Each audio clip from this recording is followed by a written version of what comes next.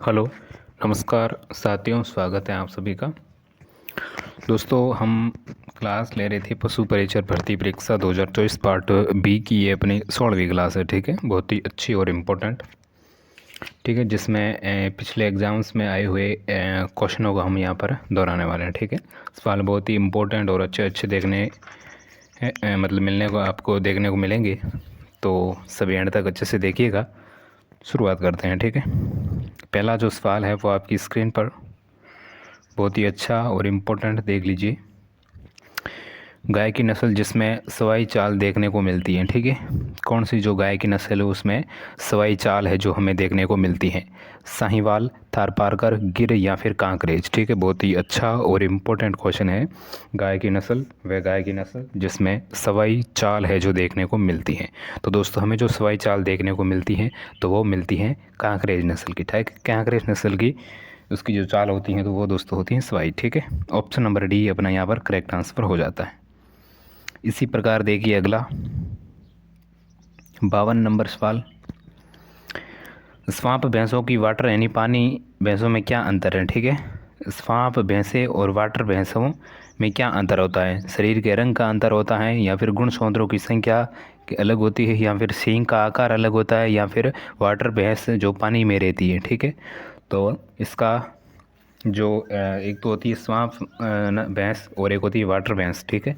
तो इन दोनों के बीच में क्या है जो हमें डिफरेंस देखने को मिलता है? तो इन दोनों की जो गुणसूत्रों की जो संख्या होती है ना वो दोस्तों अलग अलग होती है, ठीक है।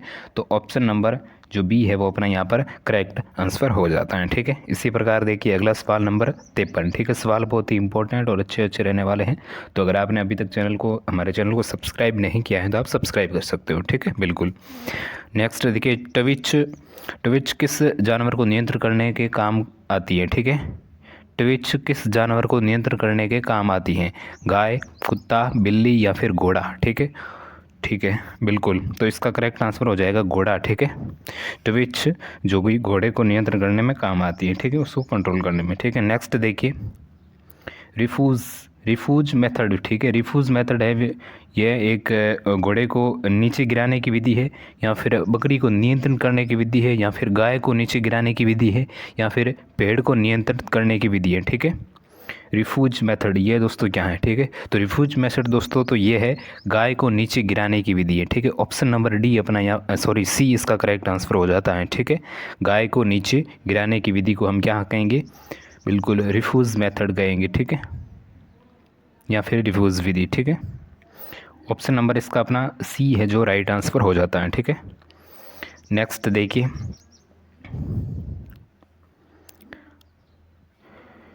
बिल्कुल 55 नंबर देखिए, वह स्थान जहाँ पर जीन गुणसूत्र के ऊपर रहते हैं, ठीक है। वह स्थान जहाँ पर जीन है जो गुणसूत्रों के ऊपर रहते हैं तो वह क्या कहलाता है? लोकेस, एलील या फिर गेमिट या फिर केंद्रक, ठीक है। वह स्थान जहाँ जीन गुणसूत्र के ऊपर रहते हैं तो उस टाइम हम दोस्तों उसे कहेंगे, बिल्कुल कहेंगे लोकस, लोकस कहेंगे, ठीक है। लोकस ऑप्शन नंबर ए है वो अपना यहाँ पर करेक्ट आंसर हो जाता है, लोकस, ठीक है। लोकस इसका राइट आंसर हो जाता है, ठीक है। नेक्स्ट देखिए अगला सवाल नंबर 56, किस वर्ष का ऊँट फूल माउथ कहलाता है, ठीक है। कितने वर्ष का जो ऊँट है होता है तो वो फूल माउथ कहलाता है, ठीक है। 7 वर्ष, 12 वर्ष, 5 वर्ष या फिर 9 वर्ष, ठीक है। फूल माउथ, ठीक है।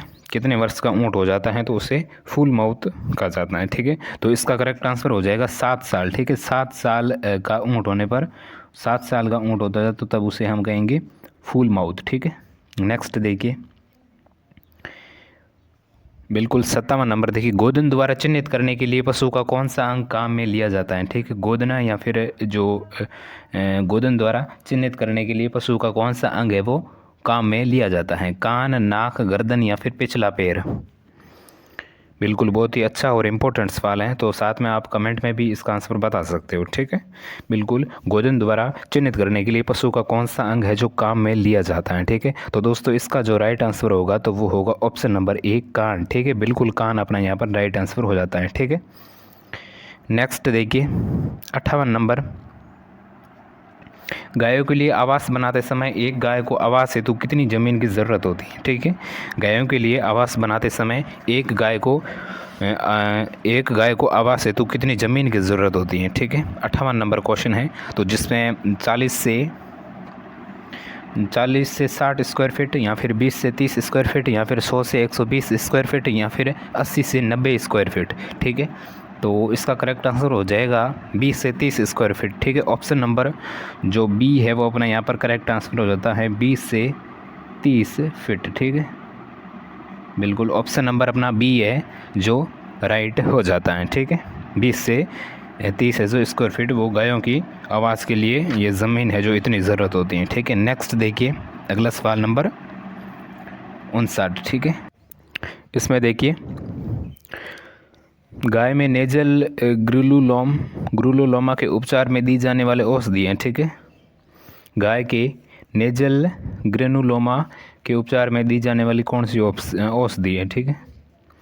जिसमें बिस्मथ कार्बोनेट है, सूर्यमेन है, या फिर आर्सेनिक ट्राईऑक्साइड है, या फिर टार्टर एमिटिक है, ठीक है। एमिटिक है, तो इसका करेक्ट आंसर हो जाएगा टार्टर एमिटिक, ठीक है। ऑप्शन नंबर डी अपना यहाँ पर राइट आंसर हो जाता है। नेक्स्ट देखिए 60 नंबर सवाल, बहुयुग्म एलील का उदाहरण है, ठीक है। बहुयुग्म एलील का उदाहरण है खरगोश की त्वचा का रंग, या फिर ड्रोसोफिला में आँखों का रंग, या फिर मानव में रक्त का समूह, या फिर उपयुक्त सभी। तो उपयुक्त सभी इसका राइट आंसर हो जाता है, ठीक है। बहुयुग्म एलील का जो उदाहरण है जिसमें खरगोश की त्वचा का रंग भी होता है, ठीक है। नेक्स्ट देखिए मानव में गंजापन का उदाहरण है। मानव में गंजापन का उदाहरण है लिंग प्रभावित लक्षण, लिंग संलग्न लक्षण, या फिर लिंग सीमित लक्षण, या फिर इनमें से कोई नहीं, ठीक है। मानव में गंजापन उदाहरण है तो इसका करेक्ट आंसर हो जाएगा लिंग प्रभावित लक्षण, ठीक है। ऑप्शन नंबर ए है जो अपना यहाँ पर राइट आंसर हो जाता है, ठीक है। नेक्स्ट देखिए 62 नंबर सवाल, बिल्कुल किसी जीनोटाइप में अचानक होने वाला परिवर्तन कहलाता है, ठीक है। किसी जीनोटाइप में अचानक होने वाला परिवर्तन है तो उससे हम क्या कहेंगे, उत्परिवर्तन कहेंगे, या फिर समसूत्री विभाजन कहेंगे, या फिर अर्धसूत्री विभाजन कहेंगे, या फिर क्रॉसिंग ओवर कहेंगे। तो किसी जीनोटाइप में अचानक हमें परिवर्तन देखने को मिलता है तो दोस्तों उससे हम कहेंगे उत्परिवर्तन, ठीक है। ऑप्शन नंबर ए है जो अपना करेक्ट आंसर हो जाएगा उत्परिवर्तन, ठीक है। अगला देखिए 63 नंबर सवाल,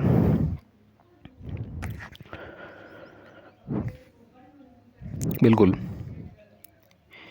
एपिस्टेसिस, ठीक है, क्या है, ठीक है। एपिस्टेसिस क्या है, एक जीन द्वारा दूसरे नॉन एलिलिक जीन के प्रभाव को दबा देना, या फिर जीन का टूटना, या फिर एक प्रकार का उत्परिवर्तन, या फिर डीएनए का टूटना। एपिस्टेसिस क्या है, तो दोस्तों इसका जो correct answer option number A हो जाता है जिसमें एक जीन द्वारा दूसरे नॉन एलिलिक जीन के प्रभाव को दबा देना, ठीक है। ऑप्शन नंबर ए है जो राइट है, ठीक है। नेक्स्ट देखिए 64 नंबर, एक ही नस्ल के जानवर जो आपस में रिश्तेदार नहीं हो कि उसे ब्रीडिंग को कहते हैं, ठीक है। एक ही नस्ल के जानवर जो आपस में रिश्तेदार नहीं हो ब्रीडिंग को कहते हैं, ठीक है। 64 नंबर सवाल है, बिल्कुल जिसमें 4 ऑप्शन आपके सामने देखने को मिलते हैं, आउट क्रॉसिंग, क्रॉस ब्रीडिंग, या फिर क्लोज ब्रीडिंग, या फिर लाइन ब्रीडिंग। तो इसका हो जाता है आउट क्रॉसिंग, ठीक है। आउट क्रॉसिंग हो जाता है, ठीक है। Option number A correct answer. Next देखिए घोड़ों में गुणसूत्रों की संख्या कितनी होती है। घोड़ों में गुणसूत्रों की संख्या होती है 63, 64, 60, या फिर 58। घोड़ों में गुणसूत्रों की संख्या होती हैं तो कितनी होती हैं दोस्तों, तो बिल्कुल 64 करेक्ट आंसर हो जाता है, ठीक है। हाँ नेक्स्ट देखिए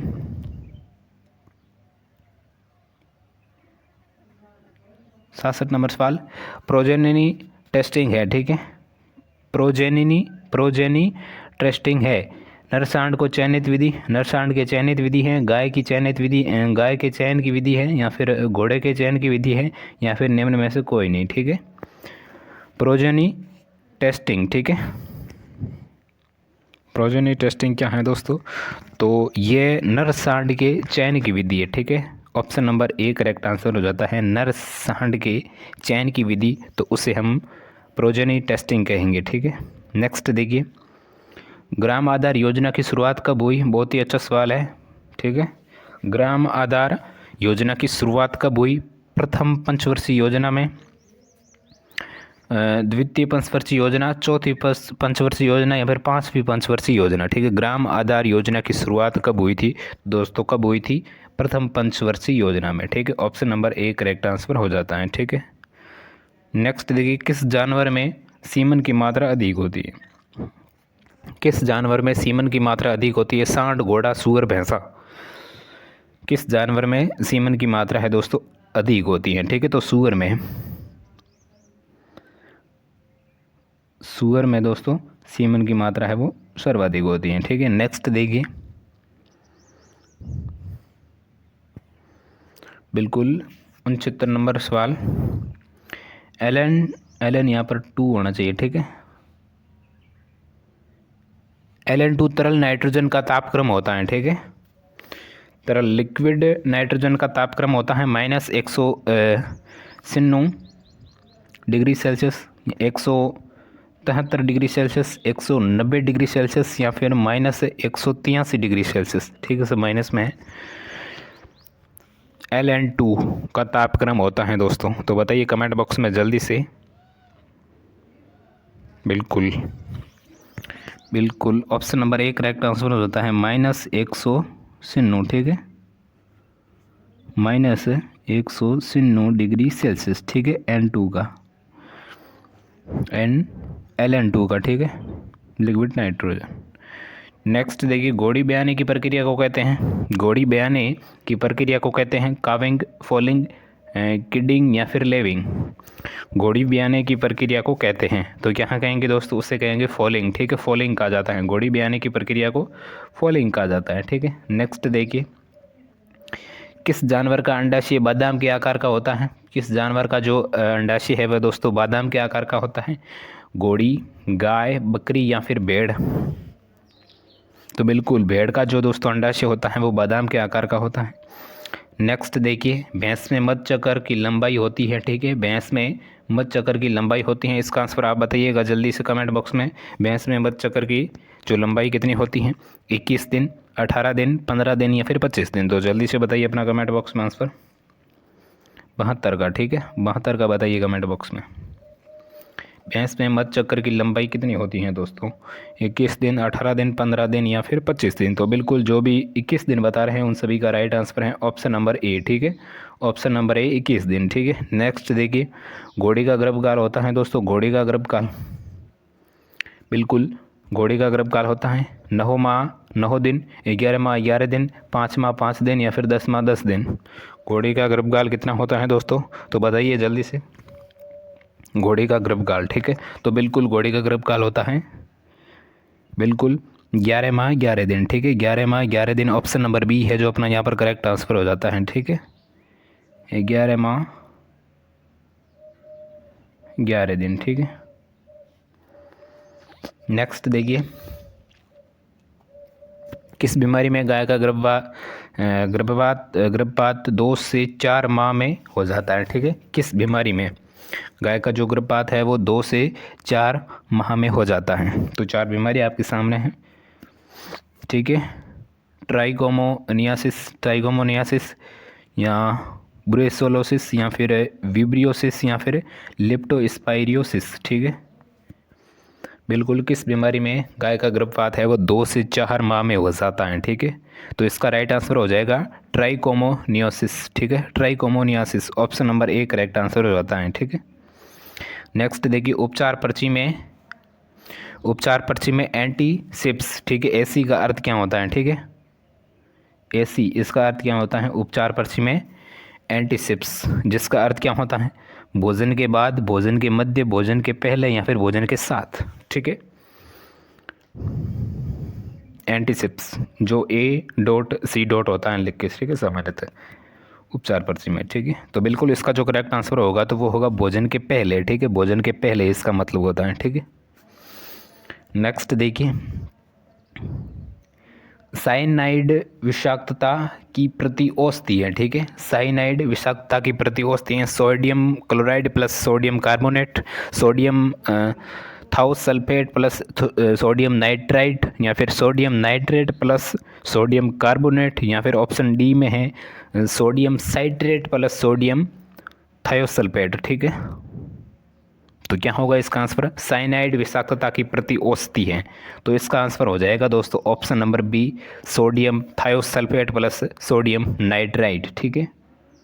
option number D is B right answer है, ठीक है, बी।